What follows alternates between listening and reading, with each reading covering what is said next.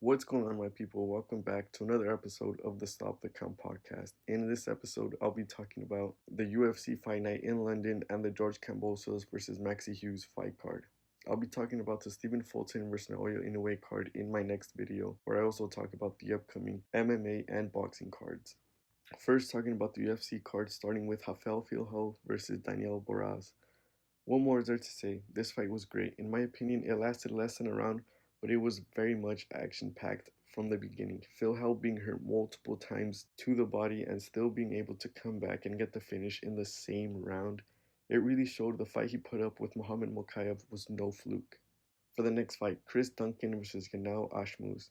This was another good fight, but it left more to be desired, as it looked as if Ashmouz was fighting with one arm, and Duncan didn't look like a so much more superior fighter.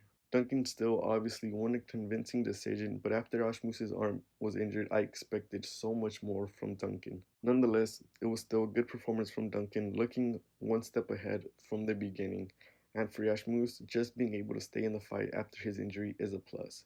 For the next fight, daveygrant versus danielmarcos. This is a fight I was expecting so much more from. It was a pretty decent fight. They both had their moments, but I honestly feel as if Davey was always active, pressuring forward, landing good kicks, and Marcos was just swinging wildly, landing very few shots, but he did cause a cut on Davey's nose.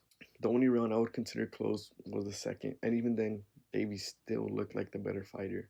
What the judges did was horrible, giving Marcos the win and having pretty horrible cards. I'm pretty sure everyone who watched that fight knows Davey won the first, clearly. The judges messed up horribly on this one. Now for the fight I was waiting for the most, Paulcraig versus andresmuniz. I'm just gonna say, what a fight between these two. It only lasted 2 rounds, but they were a great 2 rounds, both having a little success on the feet and on the ground, also having very close calls with submissions. Paul did, of course, score the finish after giving Muniz some vicious ground shots. And I'm just gonna finish talking about this fight with middleweight, you have a new problem, and his name is Paul Craig. For the main event, tomaspinall versus mercintybura. What an amazing performance from Tom. Like I said before his injury, he was one of the best heavyweights in the world. And after the injury, he showed he still is. A complete domination on the feet, leading to a stoppage after some ground shots. Tom ended this fight in less than 2.5 minutes, also ending a pretty mediocre fight card. Honestly, I expected way more from this card, and for how much hype these UK cards get, this one was pretty bad. Now for the top ranked card headlined by Georgekambosos versus Maxi Hughes. Getting into some prospects I talked about in my last video, starting with Troyisley. Troy had another good boxing performance. Yes, it wasn't against the best opponent, but he's always finding a way to pull off these wins. Now, talking a little bit more about the fight, he does at times turn it down a gear, whereas most championship fighters turn it up. Troy knows he's rounds ahead of his opponents due to his boxing, but that's really where he starts to coast. And at this level, it's where you expect him to pick it up, not coast. Troy still pulled off a unanimous decision win.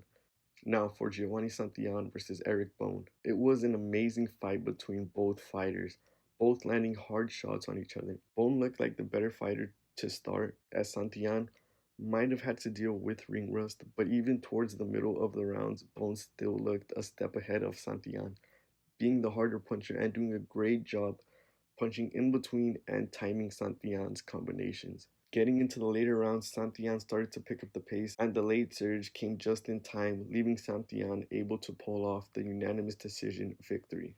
Now, personally, I agree with the decision, although I had Santillan winning by 1 round.